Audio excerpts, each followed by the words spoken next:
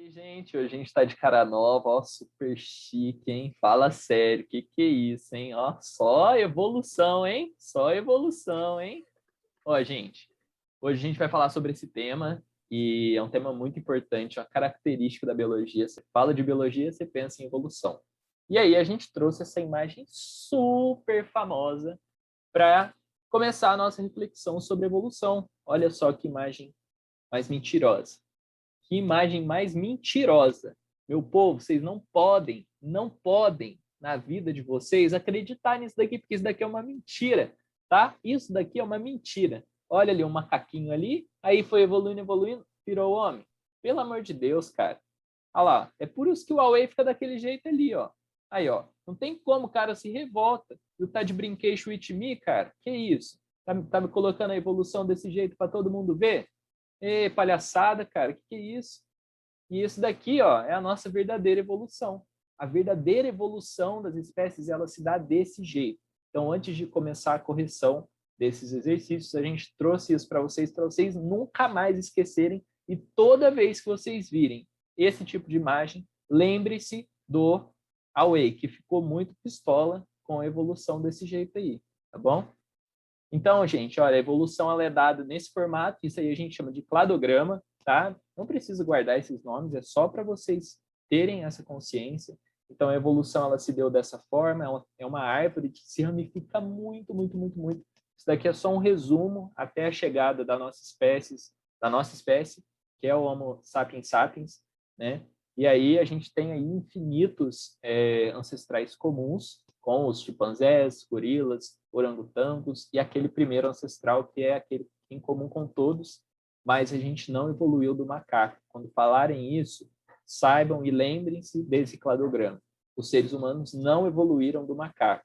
O H está aqui para representar para a gente esse ancestral comum, super importante, super esquecido pela mídia em geral. Então, ó, se toca, hein, galera? Não deixe... Nossa, se toca é forte, né? Parece que eu critiquei, mas não é crítica, não.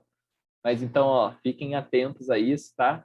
Porque não é legal, né? A gente ter um conhecimento tão deturpado assim. Isso daqui é a verdadeira evolução, então, vamos embora. Então, vamos começar aí, a número 1. Em biologia, a evolução pode ser definida como? Então, a gente tem aí o gifzinho, né, os desenhos aparecendo, que mostra que a evolução, ela não acontece desse jeito que nem o Marcos falou, né, ele não é linear. A gente tem aí todo um cladograma, tem todo o processo de ancestrais em comum, as divergências, né? Então, agora vamos ver as alternativas aí. Então, a letra A, exclusivamente a alteração da fisionomia de um ser vivo. Então, gente, quando você fala fisionomia, a gente pensa, né, no visual que você está vendo, na morfologia ali do organismo, tá?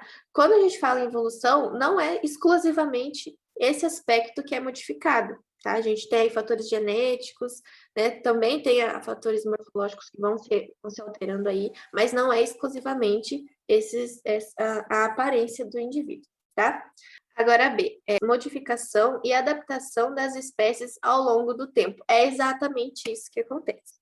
Letra C, desenvolvimento das espécies em ambientes inóspitos. Gente, a evolução não vai acontecer somente nesses lugares, né? A evolução, que nem Darwin, né, explicou aí, ela acontece em qualquer lugar com o meio selecionando esses seres e não precisa necessariamente ser inóspito, ok?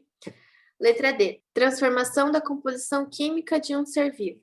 Gente, primeiro que a evolução, ela não é uma transformação, assim, né? Ainda mais aqui de um ser vivo. A evolução, ela é uma modificação, uma adaptação que acontece de forma gradativa e ao longo do tempo em várias gerações dos seres vivos. Tá? E também ela não vai modificar a composição química, né, do que um ser vivo é feito, carbono, nitrogênio, hidrogênio, oxigênio, não vai mudar. Esses arranjos vão acontecendo aí, né, nas gerações durante o tempo. Então, o gabarito aí dessa questão é a letra B. Agora, a 2. Assinale a alternativa que não contém um mecanismo de evolução biológica segundo a teoria do neodarwinismo. Gente, o neodarwinismo, a gente tem lá a teoria do Darwin, né, da seleção natural, da evolução, associada aí a fatores genéticos. Então, a letra A. Mutação. mutação acontece, né? A mutação tá lá, acontece no DNA, é um fator aí que foi descoberto com o estudo da genética, então essa faz parte do neodarwinismo. Letra B, deriva genética. Também não, né? Ela faz parte do neodarwinismo, porque deriva genética, a gente tem uma derivação, né, do gene aí que vai influenciar, né, positivamente ou negativamente, né, através da seleção natural. Então, também faz parte do neodarwinismo. Letra C, seleção natural, também faz parte, né? Porque o neodarwinismo é a junção da teoria da evolução de Darwin, mais alguns fatores moleculares, genéticos aí que foram descobertos depois. E letra D, que é o nosso gabarito dessa questão, mimetismo, que na verdade já é o resultado de uma evolução, né? Uma adaptação evolutiva aí dos animais, que é quando um animal imita outro. E essa adaptação pode favorecer aí ele a sobreviver melhor no ambiente, então não faz parte do neodarwinismo em si, como mecanismo do neodarwinismo. Gente, vamos lá no número 3 agora, então. A paleontologia é o ramo da ciência que estuda os fósseis. O termo fóssil vem do latim fossilis e está relacionado com o verbo cavar, em latim fodere, que significa retirado por escavação. Classifique as afirmativas a seguir com verdadeiro ou falso. Então, vamos lá. Então, a primeira alternativa. Fósseis são vestígios de organismos que foram preservados com o passar dos anos. E aí, gente, será que é verdadeiro ou será que é falso? Bom, a alternativa está nos dizendo que esses organismos vivos deixaram vestígios na época em que eles existiram e que esses vestígios foram preservados ao longo dos anos. É exatamente isso. Isso é um fóssil. Então, o fóssil, quando ele permanece por muito tempo, ó, o dinossaurinho aqui dando um exemplo para a gente, ele estava vivendo a vida dele, faleceu infelizmente, aí o esqueleto dele aqui embaixo, ele, né, foi acumulando ali sedimentos, terra, solo, aí depois de tantos anos, foi um ser humano lá, escavou e achou o esqueleto dele preservado. Então, o que acontece ali? É um vestígio desse organismo que ficou preservado por muitos anos. Isso é um fóssil. Então, a primeira não teria como não ser verdadeira, porque é a própria definição do que é fóssil. Tá? Vamos para a próxima agora. Qualquer resto ou vestígio encontrado imerso no solo é considerado um fóssil. A gente acabou de ver a definição de fóssil. E agora ele está me falando que qualquer resto ou vestígio encontrado é um fóssil. Bom, qualquer resto ou vestígio de um organismo, será que é um fóssil? Vamos ver. Não, falso. E por que é falso, então, gente? Justamente porque, por exemplo, um vestígio que esse animal deixou ali e em uma semana ele desapareceu, não é um fóssil. Então, não é qualquer vestígio. São os vestígios que ficam por bastante tempo ali naquele local. Então, eles são preservados ao longo do tempo, tá? Bom, vamos para a próxima, então. A fossilização, que é o processo de um vestígio se tornar um fóssil, está relacionada com as condições do local e características morfológicas do indivíduo, do organismo. Será que está certo ou está errado? Com certeza está certo. É justamente isso, cara. O fóssil, o processo de fossilização, ele vai depender das condições da onde aquele vestígio foi deixado, então as condições do local, e as características morfológicas desse vestígio. Por exemplo, um osso, ele tem características morfológicas que permitem com que ele se mantenha naquele local por muitos anos. Porém, por exemplo, fezes são vestígios que eles não vão permanecer o mesmo período de tempo que um material ósseo permaneceria. Então, depende muito das características morfológicas daquele tipo de vestígio. Então, com certeza, isso também é verdade. E agora, a nossa última afirmação está dizendo que as emissões radioativas de elementos como o carbono e o urânio auxiliam na determinação da idade de um fóssil. E mais uma verdade, né? A famosa datação por carbono 14, que a gente vê em química, eu acredito, em biologia eu acho que a gente não vê isso com tantos detalhes, mas em química, sim. Essa datação por carbono 14 é justamente avaliar a quantidade de radiação que foi emitida pelo carbono existente naquele vestígio, já que carbono é, é um elemento característico de seres vivos. Então, com base na radiação daquele elemento, eles conseguem calcular há quanto tempo aquele indivíduo morreu. O gabarito da questão, então, ficaria a letra C, né? Verdadeiro, falso, verdadeiro, verdadeiro. Agora a questão 4. A teoria da origem das espécies de Charles Darwin analisou o mecanismo evolutivo partindo de um ancestral comum. A teoria proposta por Darwin, esses ancestrais comuns ao longo do tempo geológico sofreram alterações que, somadas e acumuladas em sucessivas gerações, justificam as diferenças entre as novas espécies. Segundo o darwinismo, existem várias evidências que sustentam o fato e o princípio utilizado por Darwin para defender a sua teoria é. Então, das alternativas aí abaixo, o que Darwin, né, para explicar aí como que funciona a evolução, o que ele usou? Qual foi o princípio que explica a evolução? Letra A, irradiação adaptativa. Gente, irradiação adaptativa é quando a gente tem um mesmo ancestral em comum, e aí a gente vai ter vários descendentes desse ancestral, e aí a gente vai ter a origem aí de várias outras espécies, tá? Então, isso não é um princípio, isso é o que acontece de fato na evolução, tá?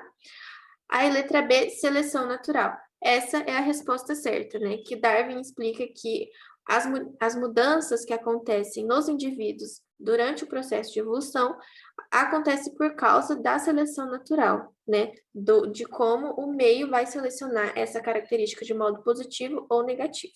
Tá bom? Então, essa é a resposta certa. Letra C, sintetismo da evolução. O sintetismo da evolução é basicamente o neodarwinismo, tá? É quando a gente associa a teoria de Darwin mais fatores genéticos moleculares que foram descobertos depois da teoria que Darwin publicou. Letra D, deriva genética, também não. Deriva genética também faz parte do neodarwinismo, né? A gente está falando de gene, a gente está falando de genética, né? Coisas moleculares aí, a gente está falando de neodarwinismo, não do darwinismo em si, tá bom? Então, gabarita aí, letra B.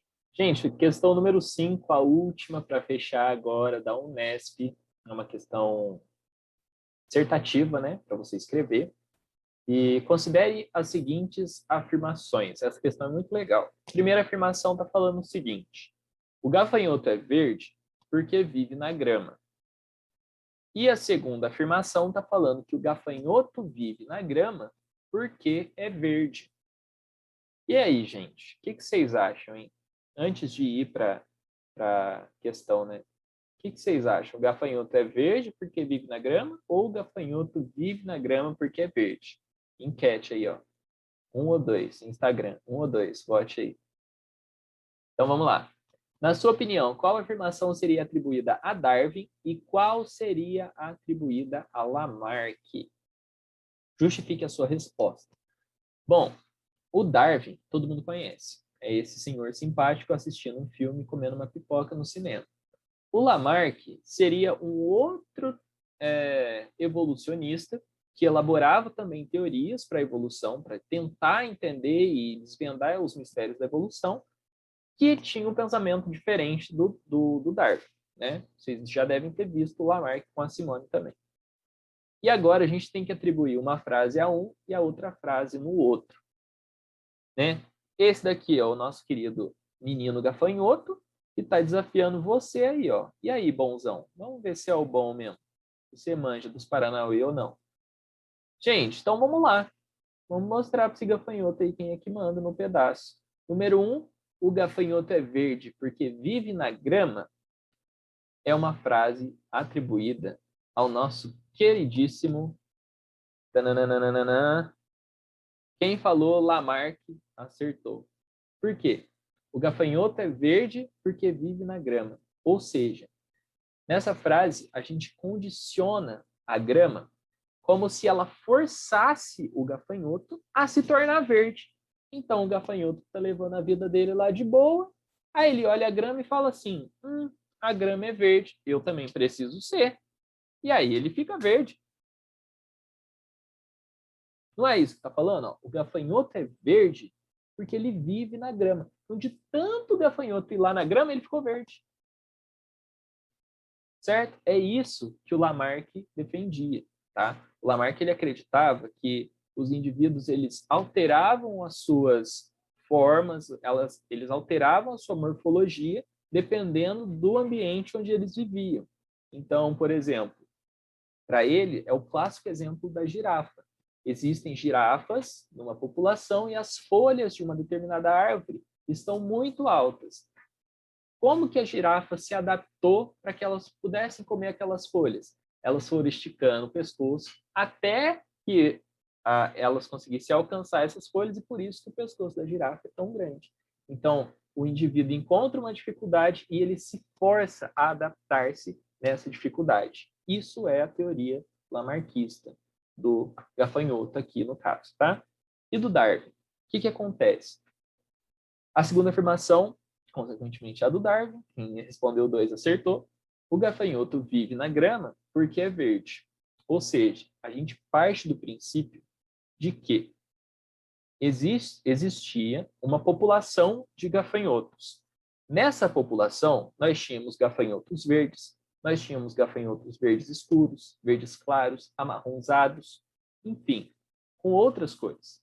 O que aconteceu? Como o habitat desse gafanhoto era a grama, e aqueles gafanhotos que eram verdes também tinham uma cor parecida com essa grama, eles conseguiam se camuflar, eles se defendiam dessa forma dos predadores, que não conseguiam enxergar esse gafanhoto na grama, e aqueles outros gafanhotos que não tinham tanto essa coloração parecida com a coloração da grama, eram predados e desapareceram até que a espécie entrasse em extinção.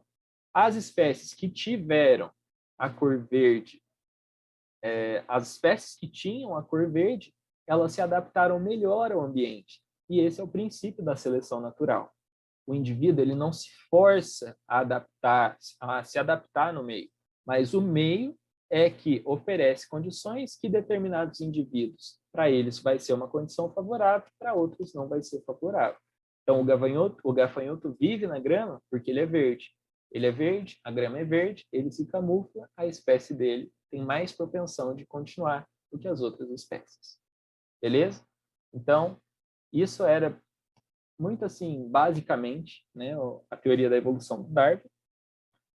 E é isso aí.